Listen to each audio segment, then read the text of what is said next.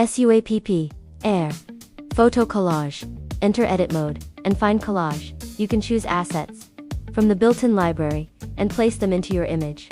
Then adjust size and position. If the perspective doesn't match, enable Fix Perspective. Under Fusion Mode, click Create to seamlessly blend the asset into the image.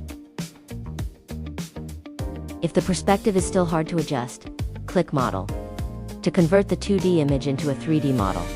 Hold the middle mouse button to rotate the object and adjust the perspective easily. Once done, click Create to perfectly blend it into the scene. You can also upload your own assets.